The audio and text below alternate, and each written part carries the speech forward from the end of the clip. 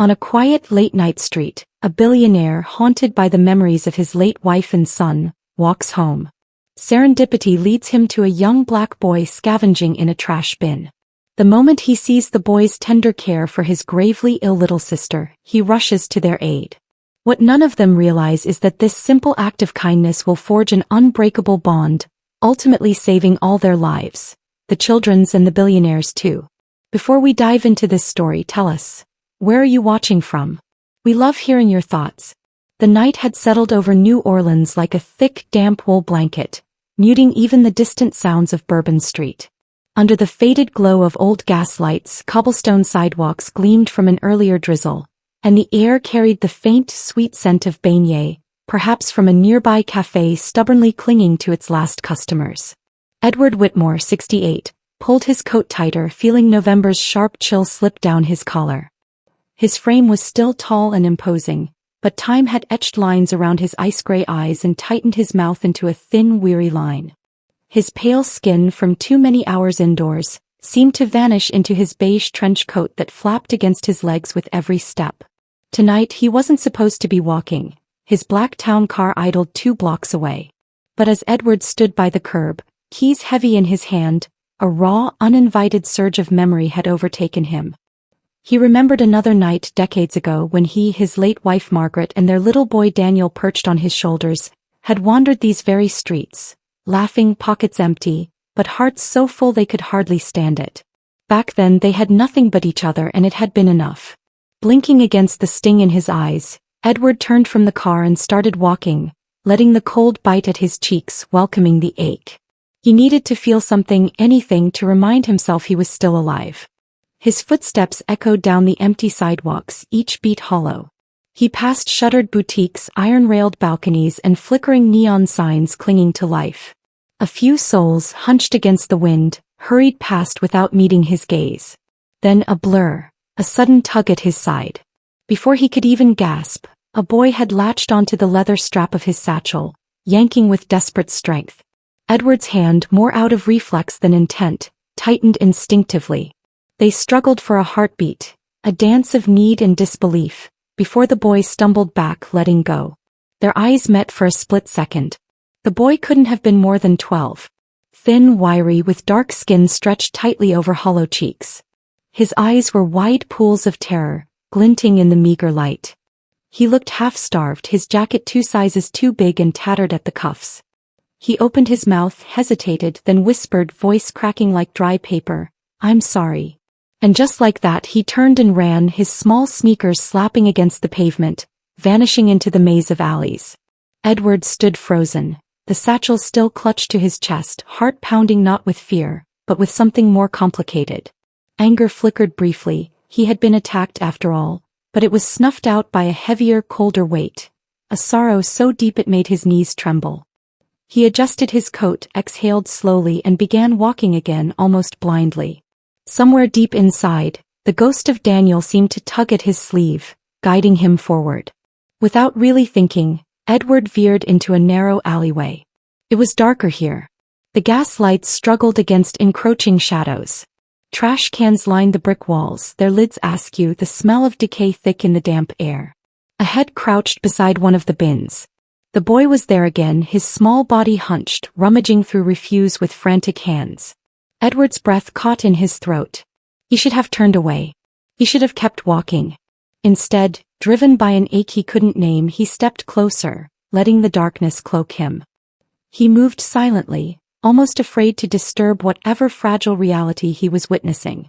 The boy pawed through scraps, lifting a wilted sandwich, inspecting it, and then stuffing it into his oversized jacket. Every motion was quick, furtive, desperate, like a sparrow darting from a hawk's shadow. Edward gripped the cold metal railing beside him, watching, not out of judgment, not out of anger, out of something heavier, something dangerously close to heartbreak.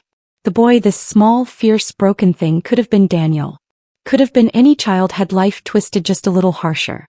And for the first time in a very long time, Edward felt something shift inside him. A crack in the fortress he had built around his heart.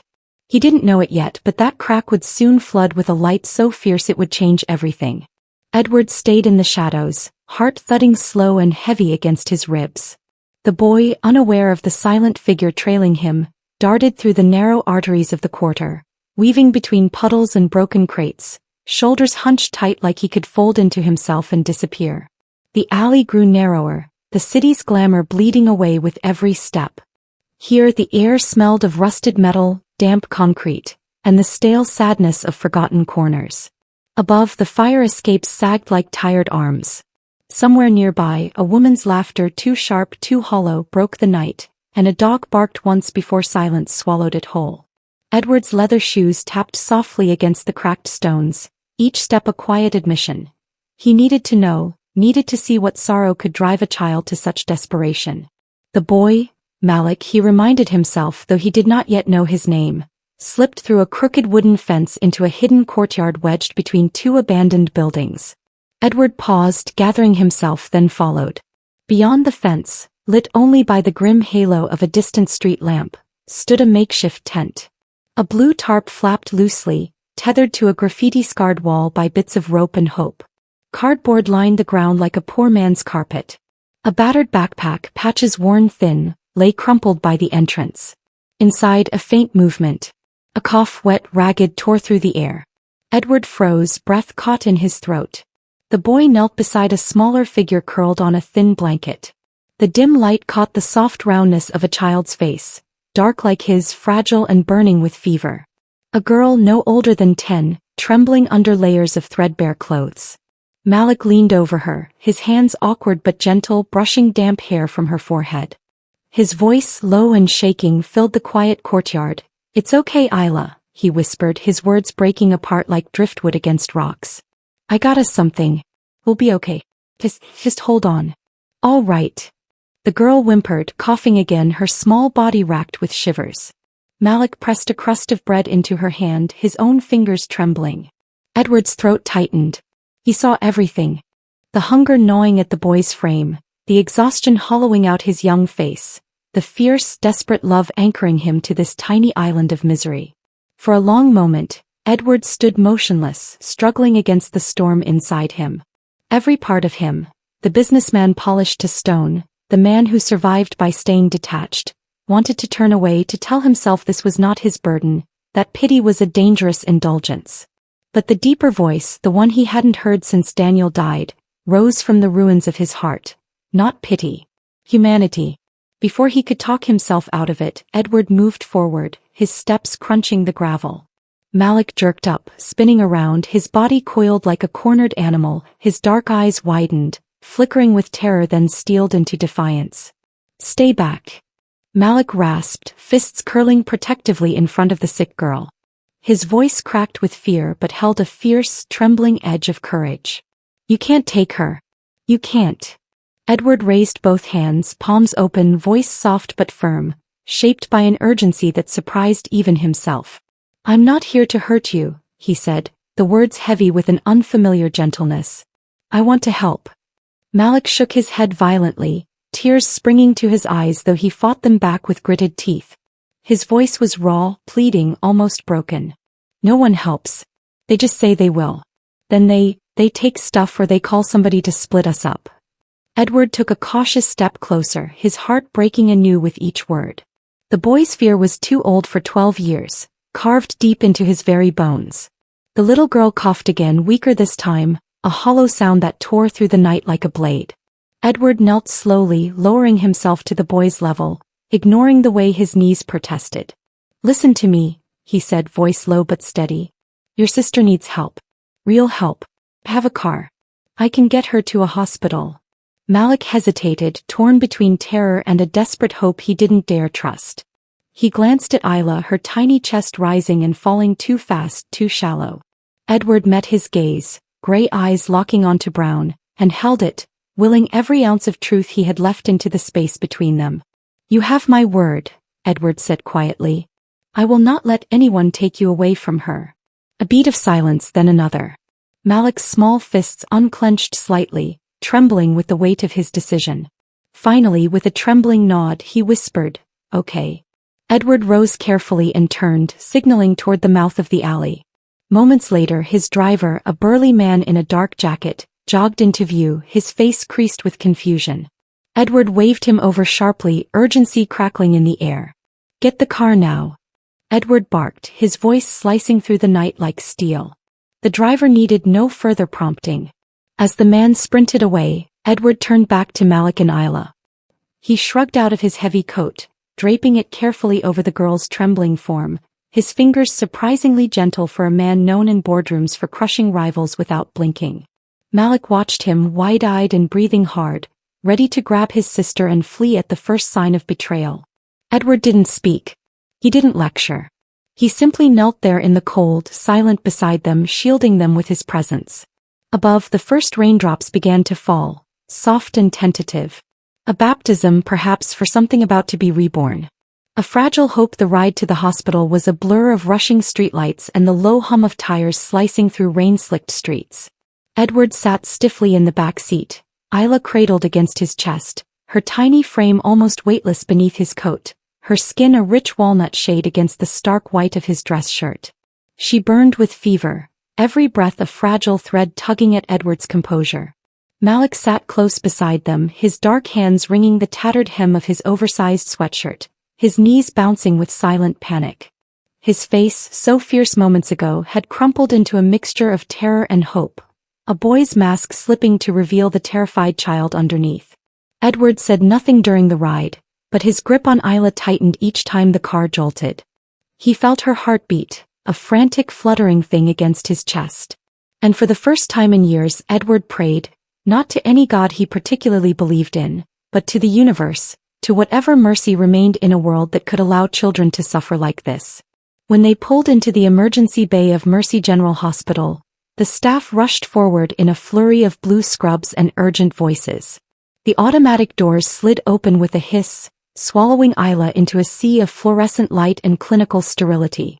Edward stood rooted to the floor, the warmth of her body leaving an icy imprint on his arms. A nurse, young, tired but kind, approached him with practiced sympathy. "Are you family, sir?" she asked, clipboard poised. Edward hesitated, feeling Malik's eyes burning into his side. Not by blood, but maybe by something stronger. He squared his shoulders. "Yes," he said, the word surprising even himself. "Yes, I am." The nurse nodded briskly and disappeared into the flurry. Edward turned, kneeling down to face Malik. The boy stood rigid, fists clenched at his sides, the question trembling in his throat but too afraid to voice it. Edward's voice softened, threading through the thick air between them. "They'll take care of her," he said. "I promise." Malik stared at him for a long moment, his jaw working, struggling with 1,000 fears.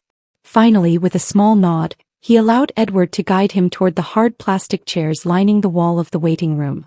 The minutes stretched into an agonizing eternity, the ticking of the cheap clock on the wall carving into Edward's nerves. The sterile white walls pressed in, and the antiseptic smell scraped at memories he thought he'd buried. The beep of heart monitors, the hush of whispered prayers, the finality of goodbye. Malik fidgeted beside him, arms wrapped tightly around his knees, gaze fixed on the scuffed linoleum floor. After a long silence, his small voice broke the stillness. "I'm sorry about before," he mumbled, not lifting his head. "I didn't want to hurt nobody." Edward looked at him. Not just saw him but truly looked. This boy, this beautiful, battered soul, was carrying the weight of the world on shoulders too small to bear it. He leaned forward slightly, elbows resting on his knees. "Tell me what happened," he said, voice low, steady, inviting. Not a demand, a lifeline. Malik shifted, his sneakers squeaking against the floor. He swallowed hard, the words thick and jagged in his throat. "My mom, she got sick first," he began, his tone flat, rehearsed like a story he'd told himself over and over to survive it. "Then my dad. They said it was just the flu, but they didn't get better." He scrubbed angrily at his eyes with the sleeve of his sweatshirt. After they were gone, we had nowhere to go. The landlord threw us out the same week. Said he couldn't keep squatters." Edward felt his fists clench, knuckles whitening, but he forced himself to stay silent. Malik went on, words tumbling out now, quick and desperate. "I tried, mister. I tried real hard. Asked for work, begged for help. Most folks just looked right through me. Some said ugly things, some threw stuff."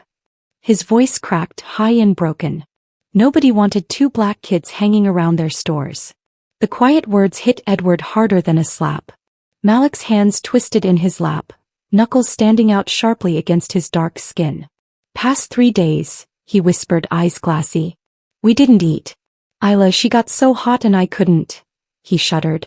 "I just thought maybe if I took something, maybe I could buy her some medicine. I wasn't going to hurt you, mister. I swear." Edward swallowed hard, a lump rising in his throat that he couldn't force down. He reached out slowly, deliberately, laying a hand on Malik's trembling shoulder. The boy stiffened but did not pull away. "You didn't fail her," Edward said, voice thick, rough with emotion he could no longer contain. "You fought for her. That makes you braver than most men I know." Malik blinked up at him, confusion flickering across his face, like he didn't understand how kindness could sound so real. Edward squeezed gently, grounding them both. At that moment, under the harsh hospital lights, something shifted between them. Something fragile but powerful. Not charity, not pity, something closer to kinship. The intercom crackled overhead, breaking the spell. A nurse's voice called a code across the floor, sharp and urgent, but not for them. Edward sat back slowly, never letting go of Malik's shoulder, anchoring him through the maelstrom of fear and grief. Outside, the rain intensified, drumming against the glass, a steady, relentless rhythm. Inside, against all odds, 2 broken souls had found the first fragile thread of something almost lost to the world: trust. And in the hallways of Mercy General, a story neither of them could have imagined was just beginning to unfold. A new home. The rain had softened into a misty drizzle by the time Edward's black sedan pulled up before the sprawling iron gates of Whitmore Manor. The headlights sliced through the fog, casting long shadows over the cobblestone driveway where weeds clung stubbornly between the cracks, as if time itself had tried to reclaim the place. Inside the car, Malik sat rigid, clutching the frayed backpack he'd retrieved from the alley, his dark fingers white-knuckled against the worn strap. His eyes darted between Edward and the towering mansion ahead, a fortress of stone and silence. Beside him, Isla, wrapped in a hospital blanket and drowsy from medicine, rested her head against Malik's side, her breathing still too shallow for comfort. Edward watched them out of the corner of his eye, sensing the storm of uncertainty radiating off the boy. He didn't blame him. After all, what did a man like Edward Whitmore look like to a child who had known only betrayal and loss? Another promise too good to be true? He cleared his throat, his voice softer than he intended. "It's just for tonight," Edward said, glancing at Malik. "Until she's stronger. You'll both be safe here." Malik said nothing. His jaw worked silently, suspicion battling exhaustion. The driver, an aging man named Harris who had served the Whitmore family for decades, emerged from the front seat and opened the door with a deference born of habit. His brown eyes flickered toward the children, first with confusion, then with something harder to define. Pity perhaps, or worry. Edward caught the look, a tightening of Harris's mouth that made his own spine stiffen defensively. He stepped out first, turning back to lift Isla gently into his arms. She murmured weakly but did not wake. Malik followed wearily, his sneakers scuffing the wet stones as he hovered just a pace behind. As they approached the front door, heavy oak banded in black iron, it swung open to reveal Charles, the house steward. Charles had been with Edward for nearly 15 years. A wiry man in his early 60s with silver hair cropped close to his scalp, a sharp nose, and eyes the color of a winter sky, cold, watchful and calculating. His tailored black suit was immaculate, his gloved hands folded neatly in front of him. He took in the scene. The dripping coats, the sick child in Edward's arms, the weary black boy trailing after, and his thin lips pressed into a line so tight it almost disappeared. "Sir," Charles said, inclining his head slightly, though his voice, clipped and measured, carried a note of disapproval that even the rain couldn't wash away. "I wasn't informed we would be entertaining guests tonight." Edward felt Malik stiffen beside him, felt the boy's fear spike anew at the disdain barely hidden behind the steward's professional mask. He turned his gaze on Charles, allowing a glimmer of the steel that had once commanded boardrooms to seep into his voice. "They're not guests," Edward said, his tone sharp enough to draw blood. "They're staying." Charles blinked, a flicker of something, alarm, calculation, passing through his pale eyes before he quickly schooled his features back into bland obedience. "Of course, sir," he said smoothly, stepping aside. But Edward caught it. The fractional hesitation, the minute tightening around the man's jaw, and a familiar bitter taste rose in his mouth. The knowledge that loyalty bought with salary alone was brittle at best. He ushered Malik inside first, the boy moving stiffly past Charles as though expecting a blow. Edward followed with Isla in his arms, the heavy door thudding shut behind them like the ceiling of a tomb. The entrance hall loomed above them, vaulted ceilings, dusty chandeliers, cold marble floors that swallowed footsteps. The house smelled faintly of lemon polish and loneliness. Isla whimpered softly, curling against Edward's chest. Malik hovered awkwardly by the door, clutching his backpack like a lifeline, his brown eyes wide, drinking in the grandeur that must have looked like another world entirely from the ragged streets they had come from. Edward turned to Harris. "Prepare the west wing," he ordered. "Fresh linens, stock the kitchen with what they might need." Harris, ever the professional, nodded and disappeared toward the back corridors. Charles, however, lingered. Edward met his gaze squarely, reading the silent judgment there. "If you have something to say, Charles," Edward said coolly, shifting Isla slightly in his arms, "say it." Charles's nostrils flared, almost imperceptibly. "Only, sir, that certain arrangements tend to have consequences," he said. His voice dripped in condescension, too thinly veiled to miss, especially when boundaries become blurred. The implication hung in the air like rot. Edward's jaw tightened, a slow, deliberate anger kindling behind his ribs. His voice dropped to a low, lethal murmur. "The only thing blurred here," he said, "is your understanding of what decency looks like." Charles paled slightly, offering a stiff nod before retreating into the shadows of the hallway. Edward exhaled slowly, forcing the rage down where it couldn't scorch what truly mattered. He turned back to Malik, who stood frozen by the base of the grand staircase, uncertainty radiating from every tense line of his small frame. Edward softened his features, tilting his head in invitation. "Come," he said, his voice lighter now. "Let's get your sister somewhere warm." Malik hesitated a heartbeat longer. Then, gathering every ounce of courage he had left, he stepped forward. The old house, which had forgotten how to breathe, seemed to shudder slightly as its halls filled with the quiet sound of new tentative footsteps, and somewhere deep in its cold, forgotten heart, a light, small, stubborn, began to flicker back to life. A dangerous game and a new beginning. The following days unfolded like the slow unfurling of an old, forgotten melody. Isla's color began to return, faint but growing stronger as the days passed. Her laugh, small, musical, fragile, echoed down the marble halls, breathing life into corners long suffocated by silence. Malik grew braver, venturing beyond the guest wing, his footsteps lighter, though he still paused often as if afraid the dream might vanish. Edward watched it all from a distance at first, unsure of how to bridge the chasm between their world and his own. But the gap closed itself, one small moment at a time. A plate of pancakes clumsily flipped in the kitchen. A chessboard dusted off and placed on the dining room table. A reluctant smile shared over a spilled carton of milk. The house had begun to remember how to live, and Edward, against all odds, had begun to remember how to feel. But not every corner of the Whitmore estate welcomed the change. One evening, as twilight pressed against the windows and the chandeliers flickered to life overhead, Malik wandered through the long gallery hall on the second floor, Isla trailing sleepily behind him. That was when he heard it. A voice, low, urgent, sharp as a knife. It floated through a crack in a slightly ajar door near the back stairwell. Malik's dark hand froze on the banister. He edged closer, ears straining. Inside, Charles's voice hissed through the half-open doorway, dripping with venom. "It won't be long now. The pills have already weakened him. Another week, maybe two, and the old fool will barely know his own name." Pause. A second voice, slick, oily, answered, "Make sure it looks natural. A stroke, perhaps. We can't afford any scandals. The will must transfer cleanly once he's gone."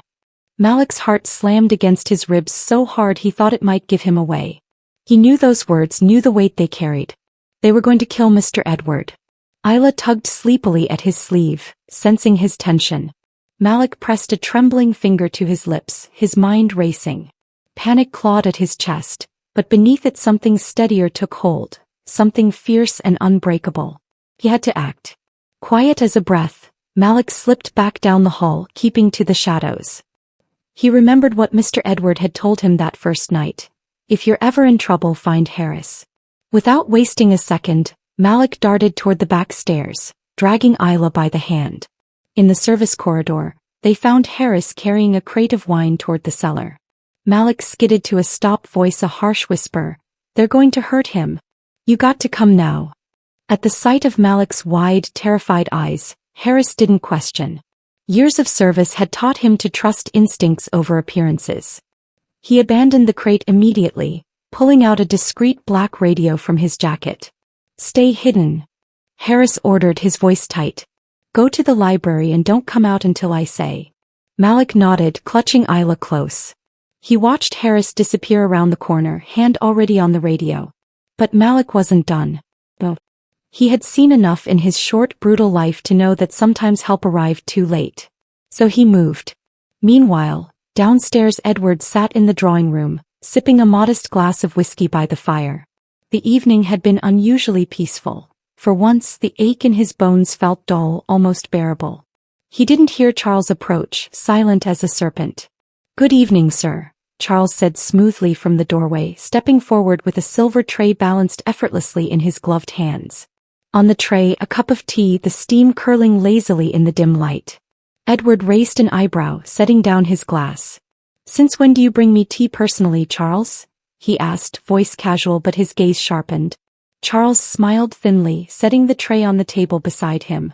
"I thought you might appreciate the gesture," he said, "given your recent strain." Edward reached for the cup but paused.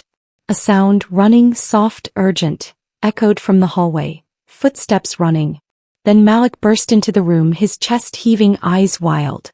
"Don't drink it," he shouted, voice cracking. For a moment the entire world held its breath. Charles's mask slipped. His gloved hand jerked slightly toward his inside jacket pocket, toward something sharp, something gleaming, but Malik was faster. Before Charles could act, Harris and 2 security guards stormed into the room, weapons drawn but voices firm and controlled. "Step back, Mr. Charles," Harris barked.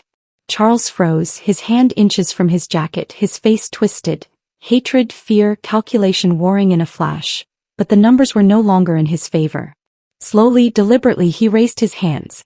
Edward rose from his chair, his expression like granite, the weight of betrayal settling into every line of his body. He looked at Charles, not the steward he had trusted, but the traitor who had smiled into his face while plotting his death. "You were never loyal," Edward said, his voice low and cold, each word a verdict. "You were just waiting." Charles's mouth curled into a sneer, but he said nothing as the guards closed in. Malik stood rooted in place, panting, shaking, his small fists balled at his sides. Edward crossed the room slowly until he stood before him. For a moment neither spoke. Then Edward dropped to one knee, putting them eye to eye. He placed both hands gently on Malik's thin shoulders, his voice thick with something deeper than gratitude, something closer to awe. "You saved my life," he said simply. Malik blinked rapidly, trying and failing not to cry. For once, Edward did not look away. He stayed steady and sure, anchoring the boy to something he had almost forgotten he deserved. Safety, respect, family. Isla peeked into the room, clutching the doorframe, wide-eyed and pale. Edward smiled, a real, warm human smile, and opened his arms. Without hesitation, Malik ran into them. Isla followed a heartbeat later, and as Edward held them both close, the old house, so long filled with silence and sorrow, finally truly came alive. Outside the rain had stopped. The clouds peeled away to reveal a night sky stitched with stars, glittering with all the hope that had once seemed impossible. Family found morning seeped slowly into Whitmore Manor, turning the heavy velvet drapes a soft, forgiving gold. The storm had passed, leaving the garden glistening, each blade of grass crowned with tiny diamonds of dew. Edward stood by the tall windows of the study, a cup of untouched coffee cooling in his hand. Beyond the glass, he watched Malik and Isla chasing each other across the damp lawn, their laughter peeling out into the crisp morning air, high, pure, unburdened. The sight tugged something deep inside him, something long buried under the rubble of grief and time. Behind him, Harris cleared his throat politely, a manila envelope tucked beneath his arm. "The paperwork is ready, sir," Harris said, his voice low, respectful. Edward turned, setting the coffee down with a soft clink. His hand hovered briefly over the cup, then dropped to his side with decision. He crossed the room with slow, deliberate steps and took the envelope. Inside, the adoption papers, signatures, seals, a future rewritten. He had wrestled with the idea for days, turning it over, doubting, fearing. But last night, when Malik had thrown himself between Edward and danger without a second thought, when Isla had clutched Edward's hand in her tiny, fever-warm fingers, there had been no more questions left to ask. Family wasn't built by blood alone. Sometimes it was built by the simple, stubborn act of choosing. Drawing a breath that seemed to reach deeper than his lungs, Edward picked up the pen, heavy and gold, a relic of his earlier life, and signed his name. Each stroke of ink anchored something more firmly than contracts or wealth ever could. Commitment, hope, a second chance. Not just for Malik and Isla, but for himself. He finished the last signature, sealing their new family into existence. Outside, a shout of joy made him look up. Malik had scooped up Isla and spun her around, her braids flying, her laughter bright against the morning sky. Edward watched them, a slow smile breaking across his face, unpracticed but genuine, the kind of smile that could only be born from something real. He stepped out onto the stone terrace, feeling the sun warm and forgiving on his face. Malik saw him first, lowering Isla gently to the ground. There was a flicker of hesitation in the boy's eyes, an old reflex fear that good things were too fragile to last. Edward knelt down, leveling his gaze with Malik, his gray hair catching the morning light. He held out the papers with a small, almost shy smile. Thinking, Edward said, voice low, rich with emotion he made no attempt to hide, maybe you two would let an old man stick around? Maybe call this place home. Malik's dark eyes widened, his mouth opening soundlessly. For a moment the weight of it, the offer, the belonging, was too heavy for words. Isla, bless her brave, stubborn heart, solved the problem the simplest way she knew how. She barreled into Edward, wrapping her small arms around his neck with all the strength her little body could muster. Edward laughed, a rough, broken sound that shook him to his core, and pulled her close. Malik hesitated a moment longer, then he too crossed the small distance between them and wrapped his arms around Edward's side, burying his face against the starched fabric of Edward's shirt. The three of them stayed there on the terrace, the morning sun wrapping them in gold, the garden stretching out before them like a new, uncharted world. No riches could have bought this moment. No title could have commanded it. It had been earned. Through pain, through courage, through the stubborn, simple miracle of kindness. And somewhere high above the newly reborn manor, a hawk wheeled against the brightening sky, its cry sharp and wild and free.